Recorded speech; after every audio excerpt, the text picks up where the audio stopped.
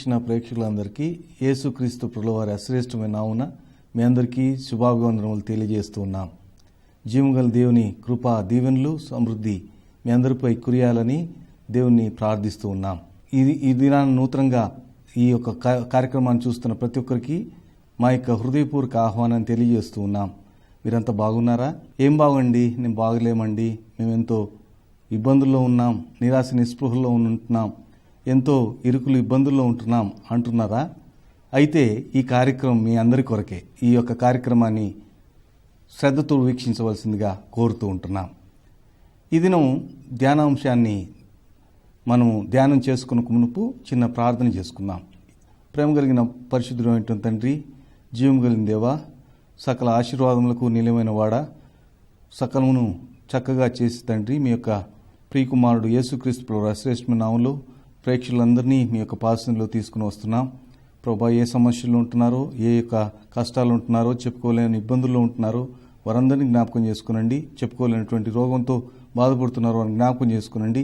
ప్రభా, నీ వాక్య సమృద్ధి చేత దీవించమని అడుగుతుంటున్నాం. నీ వాక్యం ఆదరించగలదు, నీ వాక్యం తండ్రి శక్తి కలిగింది, నీకు వాక్యం బలపరచగలిగింది. అందును బట్టి మీకు వందనాలు చెల్లిస్తూ ఉంటున్నాం. ప్రభా, నీ బిడ్డలను జ్ఞాపకం చేసుకుని సహాయపడవలసిందిగా కోరుతూ వాక్య సమృద్ధి చేత మమ్మల్ని అందరిని దీవించి ఆశ్రయించమని యేసుక్రీస్తు ప్రభువారి శ్రేష్ఠ నామములో ప్రార్థించి స్తోత్రము సమర్పించి వేడుకుంటున్నాము తండ్రి. ఆమెన్.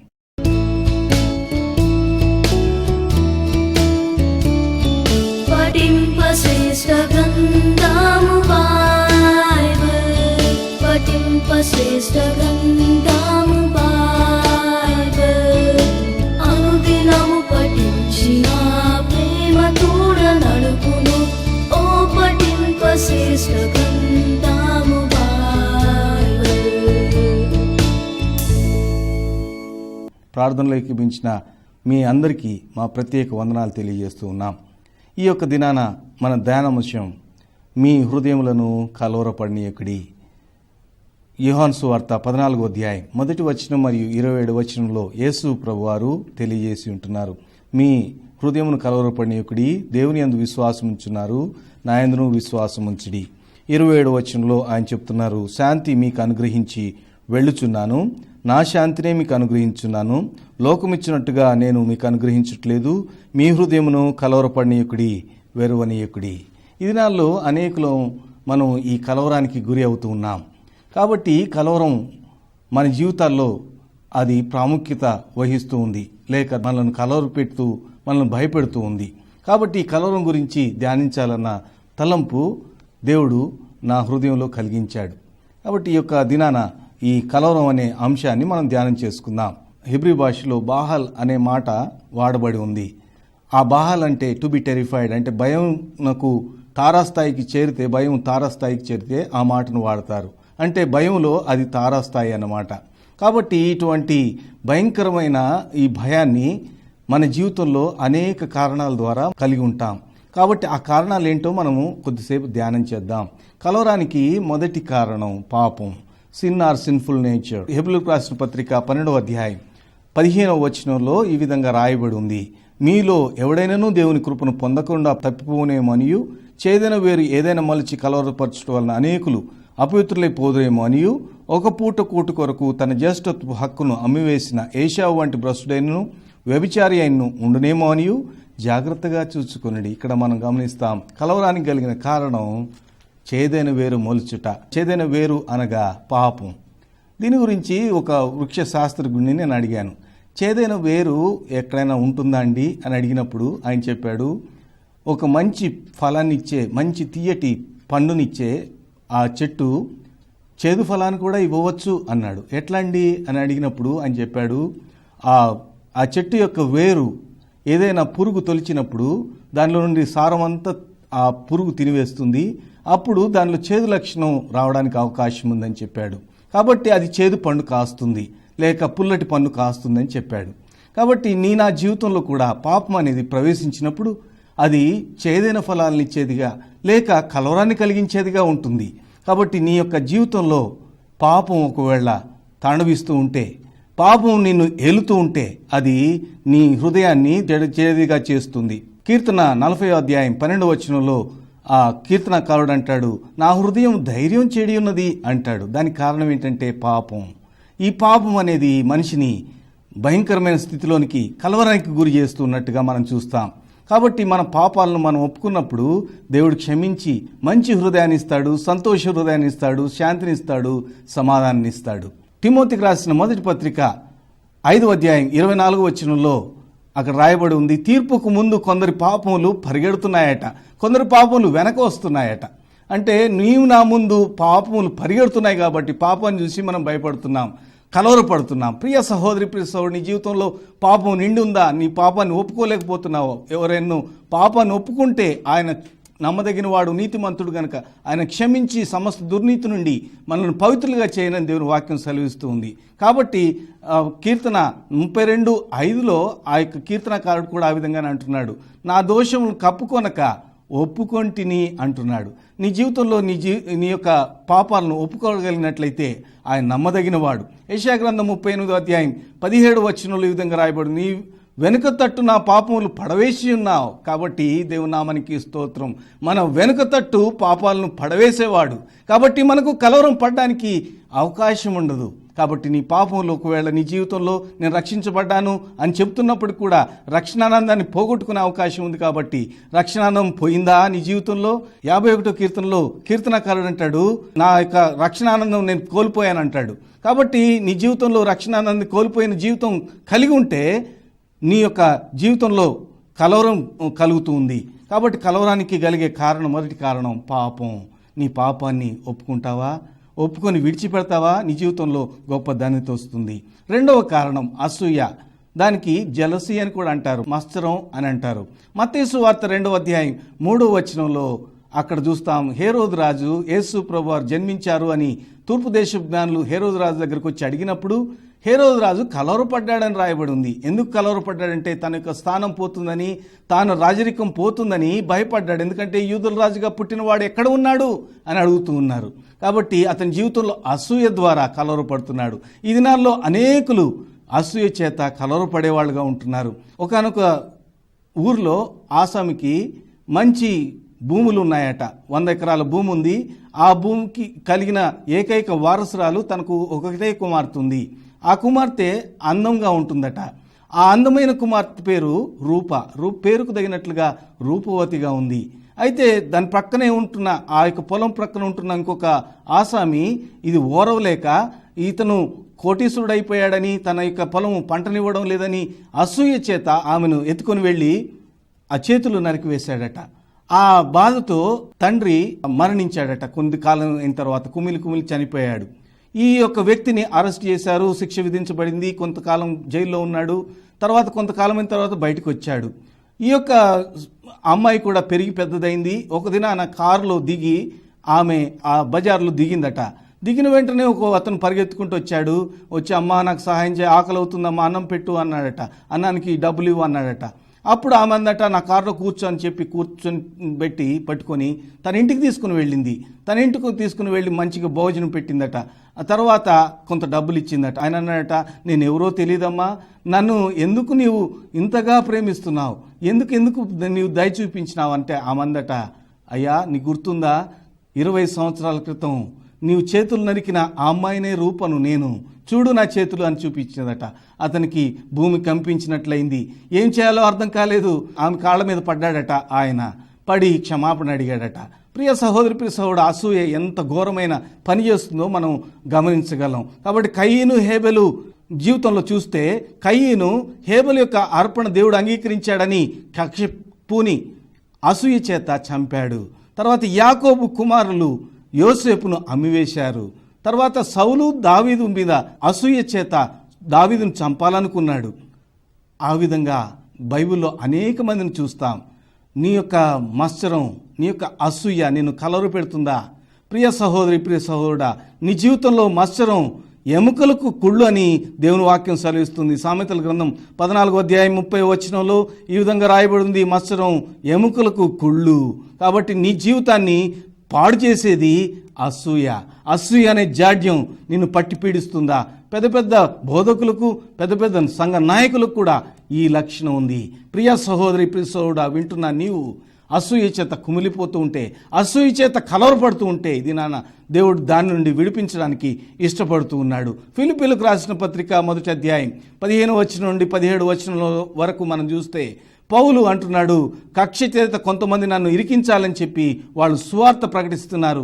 కక్ష చేతైనా మిష చేతైనా దేవుని యొక్క వాక్యం ప్రకటించబడుతుంది అంటున్నాడు. కాబట్టి సువార్తను ప్రకటించే వాళ్ళు కూడా చాలామంది అసూయ చేత చేస్తూ ఉన్నారు. ప్రియ సహోదరి, ప్రియ సహోదరుడా, నీ జీవితంలో ఏ విధంగా నీవు సువార్త పనిచేస్తున్నావు? నీ జీవితంలో ఇతరుల పట్ల అసూయ కలిగి ఉన్నావా? అసూయ ఉన్నప్పుడు అది నీ యొక్క జీవితాన్ని నాశనం చేస్తుంది. అది క్యాన్సర్ లాంటిది. జాగ్రత్త. నీ యొక్క జీవితంలో ఎటువంటి లక్షణం కలిగి ఉన్నావు?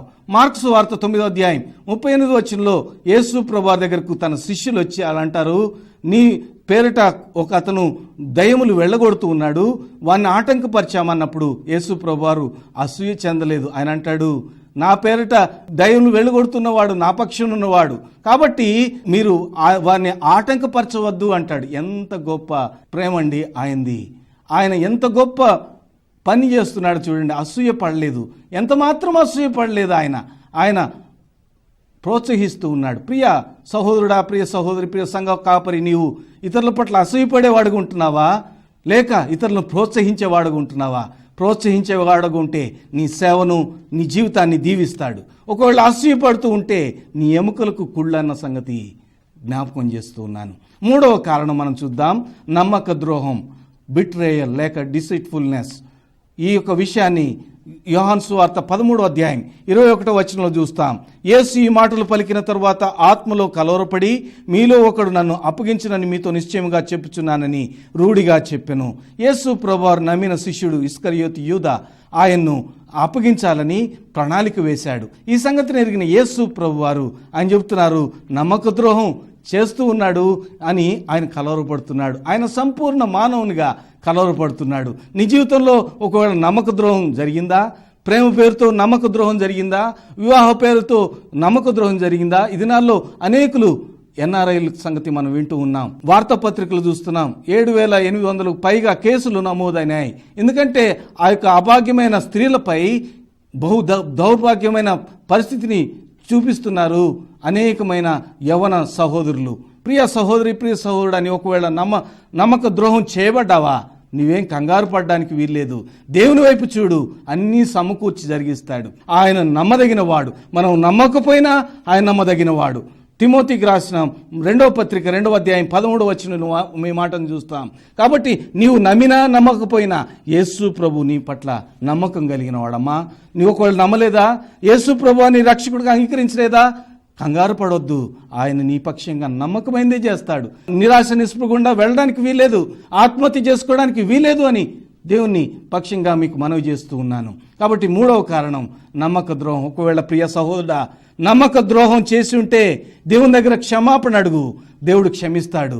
అదేవిధంగా నీవు ఎవరినైతే నమ్మక ద్రోహం చేశావో వాళ్ళని క్షమించమని అడుగు. నా జీవితంలో కూడా ఈ నమ్మక ద్రోహం జరిగింది. అయినా నేను ఇప్పుడు చెప్పగలను, దేవుడు నాకెంతో మేలు చేశాడు, గొప్ప కార్యం చేశాడని నేను చెప్పగలను.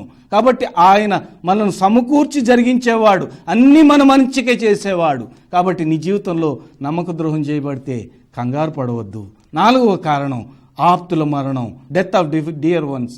యోహాను సువార్త 11వ అధ్యాయం 33వ వచనంలో యేసు ప్రభువారు అక్కడ ఏడుస్తూ ఉన్నారు. చూడండి, యోహాను సువార్త 11వ అధ్యాయం 33వ వచనం. ఆమె ఏడ్చుటయు ఆమెతో కూడా వచ్చిన యూదులు ఏడ్చుటయు యేసు చూచి కలవరపడి ఆత్మలో మునుగుచు అతన్నెక్కడ ఉంచిరని అడుగగా యేసు ఆత్మలో కలవరపడ్డాడు. కారణం, తన ప్రేమించిన ప్రియుడైన లాజరు చనిపోయాడు. ఆయన చనిపోయాడని అందరూ దుఃఖిస్తూ ఉన్నారు, తన బంధువులకు దుఃఖిస్తున్నారు, తన అక్క చెల్లెళ్ళు దుఃఖిస్తూ ఉన్నారు. అది చూచి ఆయన కూడా కలవరపడ్డాడు. కాబట్టి నీ ఆత్మీయులు ఎవరైనా మరణిస్తే నువ్వు కలవరపడుతున్నావా? కలవరపడవద్దని హెచ్చరిస్తూ ఉన్నాను. మీరు అధైర్యపడవద్దు. నా యొక్క ఆత్మీయ తండ్రి గారి యొక్క కుమారుడు, 2వ కుమారుడు ఈ మధ్యలోనే ప్రభు దగ్గరకు వెళ్ళిపోయాడు. అప్పుడు ఆయన చేసిన ప్రార్థన నాకెంతో పురుకొల్పును కలిగించింది. ఆయన ఏం చేశాడంటే, నా దగ్గర ఉండడం కంటే నీ దగ్గర ఉండడం, ఆ బిడ్డ ఉండడం క్షేమం అని తలంచి తీసుకున్నందుకే నీకు వందనాలని ఆయన స్తుతించాడు. ఎంత గొప్ప మాదిరండి. ప్రియ సహోదరి, ప్రియ సహోదరుడా, నీ జీవితంలో కూడా ఒకవేళ నీ తండ్రి నీ తల్లి చనిపోయారా, లేకపోతే నీ బంధువులు నీ యొక్క తోబుట్టువులు చనిపోయారా, లేకపోతే నీ కుమారుడు చనిపోయాడా, కంగారు పడడానికి వీలేదు. ఆయన అన్నీ మంచిగా చేసేవాడు. ఆయన పొరపాటు చేయనివాడు.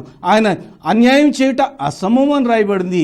దేవాదేవుడు ఒక్కడే చేయలేడండి. ఏంటంటే అన్యాయం మాత్రం చేయడు. ఆయన న్యాయం చేసే దేవుడు.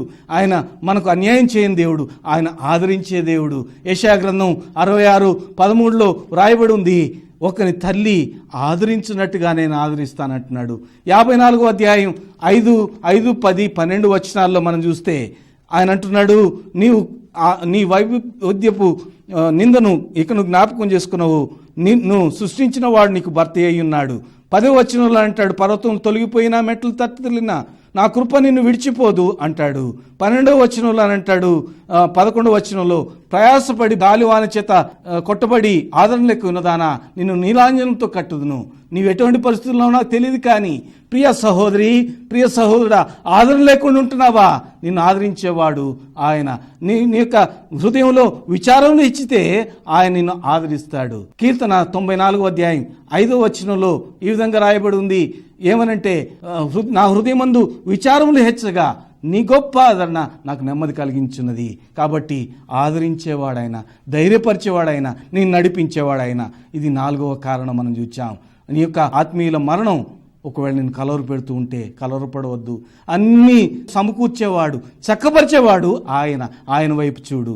5వ కారణం దేవుని కొరకు హింసించబడుట, suffering for the sake of the Lord. పేతురు గారు రాసిన మొదటి పత్రిక 3వ అధ్యాయం 14వ వచనంలోను 4వ అధ్యాయం 13వ వచనంలోను మనం చూస్తాం. అక్కడ నీతి కొరకు హింసించబడినప్పుడు వాళ్ళు కలవరపడే అవకాశం ఉందని రాయబడి ఉంది. కాబట్టి నీ జీవితంలో ఒకవేళ నీవు యేసు ప్రభు నమ్మినప్పుడు ఒకవేళ నిన్ను హింసిస్తున్నారా నీ బంధువులు, నీవు కంగారు పడవద్దు. వాళ్ళు ఒకరోజు తెలుసుకుంటారు యేసు ప్రభువే నిజమైన అవతారమని, ఆయన నిన్ను రక్షించడానికి వచ్చిన రక్షకుడని వాళ్ళు ఎరుగుతారు. కాబట్టి కంగారు పడవద్దు, సంతోషించి ఆనందించుడి. పరలోకంలో నీ బహుమానం అత్యధికముగానని దేవుని వాక్యం సెలవిస్తూ ఉంది. నీ జీవితంలో ఒకవేళ క్రైస్తవుడైనందుకు బాధ అనుభవిస్తూ ఉంటే కంగారు పడిన అవసరం లేదు. దేవుడు నీకు సహాయం చేస్తాడు. ఈ 7 రాష్ట్రాలు, ఒరిస్సా, కర్ణాటక, గుజరాత్, మధ్యప్రదేశ్, ఇతర రాష్ట్రాల్లో దేవుని కొరకు హింసించబడుతున్న ప్రియ సహోదరులారా, మీరు కంగారు పడవద్దు. దేవుడు మీకు గొప్ప బహుమానం ఇస్తాడు. ఈ మధ్యలో ఇరాక్ దేశంలో 57 మందిని చంపివేశారని వార్తల్లో మనం వింటున్నాం. కాబట్టి ప్రియ సహోదరుడు, ప్రియ సహోదరి, ఒకవేళ నీవు దేవుని కొరకు హింసించబడుతూ ఉంటే దేవుని స్తుతించు. 6వ కారణం సరిగా అర్థం చేసుకోకపోవడం, మిస్అండర్స్టాండింగ్. మత్తయి సువార్త 21వ అధ్యాయం 10వ వచనంలో మనం చూస్తాం, యేసు ప్రభువారు యెరూషలేముకు ఆయన గాడిద మీద వస్తూ ఉన్నప్పుడు అక్కడ చూస్తే బట్టలు పరిచారు, కొంతమంది కొమ్మలు విరిచి ఆయన వస్తున్న దారిలో పడవేసినట్టుగా చూస్తున్నాం. దేవుని యొక్క నామమున వస్తున్న నీకు జయం, దావీదు కుమారుడా నీకు జయమని వాళ్ళు స్తుతిస్తున్నట్టుగా చూస్తున్నాం. అప్పుడు యెరూషలేము వారందరూ కంగారు పడ్డారు, కలవరపడ్డారు అని రాయబడి ఉంది. కాబట్టి ఎందుకు కలవరపడ్డారు అనంటే వాళ్ళ జీవితంలో ఈయనను సరిగా అర్థం చేసుకోలేదు. ఈయనెవరు ఇంత కలవర పెడుతున్న, ఈయనెవరు ప్రవక్తనా, ఈయనెవరు అని కలవరపడుతూ ఉన్నారు. కాబట్టి కలవరపడి వాళ్ళు కలవర పెడుతూ ఉన్నారు. మార్కు సువార్త 16వ అధ్యాయం 5వ వచనంలో కూడా యేసు ప్రభువు చనిపోయిన తర్వాత, ఆయన సమాధిలో ఉంచబడిన తర్వాత ఆదివారం స్త్రీలు వచ్చి అక్కడ దేవదూతలను చూసి కంగారు పడ్డారట. లూకాసు వార్త 24వ అధ్యాయం 37వ వచనం 38వ వచనంలో చూస్తే అక్కడ శిష్యులు కలవరపడ్డారట. ఎందుకంటే ఆ యొక్క తలుపులన్నీ మూయబడి ఉంటుండగా యేసు ప్రభువారు వారి మధ్యలో ప్రత్యక్షమైనప్పుడు భూతమని భయపడ్డారు. ఎందుకంటే యేసు ప్రభువారు తిరిగి లేచారని నమ్మడం లేదు. ప్రియ సహోదరి, ప్రియ సహోదరుడు, నువ్వు సరిగా అర్థం చేసుకున్నావా? సరిగా అర్థం చేసుకోకపోవడం వల్లనే ఈ దేశంలో అనేకులు క్రైస్తవులను హింసించే వాళ్ళగా ఉంటున్నారు. ప్రియ సహోదరి, ప్రియ సహోదరుడా, నువ్వు ఒకవేళ హింసించేవాడుగా ఉంటున్నావా? సౌలా నీవేళ నన్ను హింసించున్నావు అని దేవుని యొక్క మాట వినపడినప్పుడు సౌలు మార్చబడ్డాడు. నీవు ఒకవేళ ఆ విధంగా హింసిస్తూ ఉంటే, ఈయనెవరో అని కలవరపడుతూ ఉంటే, ఈయన హాని చేసేవాడు కాదు. దేశాన్ని మార్చడానికి, దేశాన్ని స్వస్థపరచడానికి, దేశంలో ఉంటున్న భయంకరమైన మనుషులను మార్చడానికి వచ్చాడు ఆయన. వచ్చింది మనుషులను మార్చడానికి. ప్రియ సహోదరి, ప్రియ సహోదరుడా, కంగారు పడవద్దు. ఆయనను సరిగా అర్థం చేసుకోవడానికి ప్రయత్నించు. 7వ కారణం జటిలమైన సమస్యలు, టఫ్ ప్రాబ్లమ్స్. యోహాను సువార్త 12వ అధ్యాయం 27వ వచనంలో యేసు ప్రభువారు అంటారు, ఆయన కలవరపడ్డాడు. ఎందుకనంటే తాను చేయబోయే కార్యం ఆ యొక్క గిన్నె నా నుండి తొలగించుము అని అంటాడు. 27 వచనం, ఇప్పుడు నా ప్రాణం కలవరపడుచున్నది, నేనేమందును, తండ్రి ఈ గడియ తటస్థించకుండా నన్ను తప్పించుము, అయినను ఇందుకోసమే ఈ గడియకు వచ్చి తిని అని చెప్తున్నాడు. కాబట్టి తన యొక్క పరిస్థితిని బట్టి ఆయన కలవరపడుతున్నాడు, అయినా ఆయన జయించాడు. నీ జీవితంలో తుఫాను వంటి పరిస్థితులు, భయంకరమైన టఫ్ టైమ్స్ వస్తే నీవు కంగారు పడవద్దు. Tough time teachers trust. నీ యొక్క జీవితంలో విశ్వాసాన్ని దృఢపరిచేది, నిరీక్షణ ఇచ్చేది ఈ యొక్క జటిలమైన సమస్య. యోబు భక్తుడు అంటున్నాడు, సర్వశక్తుడు నన్ను కలవరపరిచిన అంటాడు యోబు గ్రంథం 23వ అధ్యాయం 16వ వచనంలో. నయోమి అంటుంది రూతు గ్రంథం 1వ అధ్యాయం 20వ వచనంలో, సర్వశక్తుడే నాకు దుఃఖము కలుగజేసెను అంటుంది. కాబట్టి సర్వశక్తుడు దుఃఖం కలుగజేయలేదు, కానీ ఆయన హృదయపూర్వకంగా ఎప్పుడు బాధ కలుగజేయడని విలాప వాక్యములు 3వ అధ్యాయం 32వ వచనంలో రాయబడి ఉంది. సర్వశక్తుడు దుష్కారం చేయుట అసమమని యోబు గ్రంథం 34వ అధ్యాయం 10వ వచనంలో రాయబడి ఉంది. కాబట్టి ఆయన అన్యాయం చేయడయ్యా నీ జీవితంలో అనుమతించాడు, ఎందుకంటే నీ యొక్క విశ్వాసం బలపడడానికి. 8వ కారణం ఏంటంటే తప్పుడు బోధలు, దుర్బోధలు. అపోస్తుల కార్యముల గ్రంథం 15వ అధ్యాయం 24వ వచనంలో అనేకులు కర్రలు పెడుతున్నారు దుర్బోధల చేత అని రాయబడి ఉంది. కాబట్టి గలతీయులకు రాసిన పత్రిక 1వ అధ్యాయం 7వ వచనంలో రాయబడి ఉంది, వాళ్ళు శాపగ్రస్తులు అవుతారని రాయబడి ఉంది. నీవు బోధల చేత కలవర పెడుతున్నావా? ఇది నాలో అనేకులు బోధల చేత కలవర పెడుతున్నారు. త్రిత్వంలో ఏ ఒక్కరిని హెచ్చించినా తప్పుడు బోధనే. తర్వాత రెండవదిగా దేవుని పేరులో ఉచ్చారణలో తేడాలు చూపిస్తూ కలవర పెడుతున్నారు, అది కూడా తప్పుడు బోధే. మూడవదిగా మనం చూస్తే రాకడ తేదీలు చెప్తున్నారు కొంతమంది. 21వ తారీఖు మే నెలలో దేవునికి రాకడ వస్తుందని చెప్పారు, తర్వాత మళ్ళీ అక్టోబర్లో వస్తుందని చెప్తున్నారు. ఈ విధంగా అనేకులు కలవర పెట్టేవాళ్ళు ఉంటారు. నీ జీవితంలో ఒకళ్ళు కలవర పెడుతున్నావా? ఒకవేళ కలవర పెట్టబడుతున్నావా? నీవు దుర్బోధల చేత నీవు కలవర పెట్టబడడానికి వీల్లేదు. ఇంకా అనేక దుర్బోధలు ఉంటున్నాయి. పరిశుద్ధాత్ముని సేవకునిగా వాడుకునే వాళ్ళు కొంతమంది ఉంటున్నారు. కొంతమంది గొప్పగా చెప్పుకునేవాళ్ళు, మేము గొప్ప అనుకునేవాళ్ళు కొంతమంది ఉంటున్నారు. ఈ విధంగా దుర్బోధల చేత కలవర పెట్టేవాళ్ళు ఉంటున్నారు. నువ్వు ఒకళ్ళు కలవర పడుతూ ఉంటే కలవర పడడానికి వీల్లేదు. సత్య స్వరూపైన దేవుడు నీ సర్వసత్యంలోనికి నడిపిస్తాడు. 9వ కారణం భవిష్యత్తును గురించి కలవరపడే అవకాశం ఉంది. యోహాను సువార్త 13వ అధ్యాయం 33వ వచనంలో యేసు ప్రభువారు తన శిష్యులతో నేను వెళ్ళిపోయే కాలం వస్తుందన్నప్పుడు వాళ్ళు ఎంతో భయపడ్డారు, భవిష్యత్తును గురించి బాధపడ్డారు. దానియేలు గ్రంథం 4వ అధ్యాయం 4వ వచనంలో నెబుకద్నెజరు కలగన్నాడు. కల ద్వారా అతను కలవరపడుతున్నట్టుగా చూస్తున్నాం. దానియేలు గ్రంథం 4వ అధ్యాయం 19వ వచనంలో దానియేలు ఈ కల భావాన్ని ఎరిగి కలవరపడుతున్నాడు. అంటే భవిష్యత్తును గురించి ఎరిగి వారు కలవరపడుతున్నారు. నీ జీవితంలో కలలు ఒకవేళ కలవర పెడుతున్నాయా? నీ భవిష్యత్తును గురించి కలవర పెడుతున్నాయా? కలవరపడవద్దు, ఎందుకంటే విశ్వసించువాడు కలవరపడ్డని దేవుని వాక్యం సెలవిస్తుంది. యెషయా గ్రంథం 28వ అధ్యాయం 16వ వచనంలో ఈ విధంగా రాయబడింది, విశ్వసించువాడు కలవరపడ్డు. నీవు యేసు ప్రభువునందు విశ్వాసం ఉంటున్నావా? భవిష్యత్తును గురించి ఆలోచించొద్దు, భవిష్యత్తును దేవుడు చక్కగా తీర్చగలిగిన వాడు. ఒకవేళ నువ్వు ఫెయిల్ అయినావని బాధపడుతున్నావా? ఒక అమ్మాయి ప్రార్థన చేయమని కోరి ఆమంటుంది, నేను ఫెయిల్ అయిన అంకుల్ నా కొరకు ప్రార్థన చేయండి, నేను యేసు ప్రభువుని నమ్ముకున్న తర్వాత నేను ఫెయిల్ అయ్యాను అని చెప్తూ ఉంది. ప్రియ సహోదరి, ప్రియ సహోదరుడా, యేసు ప్రభు అన్యాయం చేసేవాడు కాదమ్మా, అన్యాయం చేసేవాడు కాదు బాబు. నీ జీవితాన్ని, భవిష్యత్తును చక్కగా తీర్చిదిద్దగలిగినవాడు. ఆయన చేతులకు నీ భవిష్యత్తును అప్పచెప్పు, భవిష్యత్తును చక్కగా తీర్చిదిద్దుతాడు. ఆ విధంగా నీకు సహాయం చేస్తాడు. యోహాను సువార్త 16వ అధ్యాయం 33వ వచనంలో నేను లోకమును జయించున్నాను అంటున్నాడు. జయించిన యేసు ప్రభు వారి దగ్గరికి వస్తే నీ జీవితంలో కలవరం పోతుంది. ఆ విధంగా యేసు ప్రభు దగ్గరికి వస్తావా? నీ కొరకు చిన్న ప్రార్థన చేస్తాను. ప్రేమ కలిగిన పరిశుద్ధుడు అంటే తండ్రి, జీవగల దేవా, బిడ్డలు వాక్యాన్ని విన్నారు ప్రభా. ఏ రీతిలో కలవరపడుతున్నారో తెలియదు, కానీ వాళ్ళ కలవరాలన్నింటినీ తీసివేయండి ప్రభా. వారి జీవితంలోనికి రమ్మని కోరుతూ ఉంటున్నాను ప్రభా. మీరే సార్వభౌముడై వారి సమస్యలంటే తీర్చుమని మీ చేతులకు బిడ్డలను అప్పచెప్పుకుంటూ యేసునామమున ప్రార్థించి స్తోత్రంతో సమర్పించి వేడుకుంటున్నాము తండ్రి, ఆమెన్. తండ్రి అయిన దేవుని ప్రేమయు, యేసు క్రీస్తు ప్రభువు వారి కృపయు, పరిశుద్ధాత్మని యొక్క అన్యోన్యమైన సహవాసం మనకును సకల పరిశుద్ధులకు ఎల్లప్పుడూ తోడయుండి నడిపించునుగాక. ఆమెన్.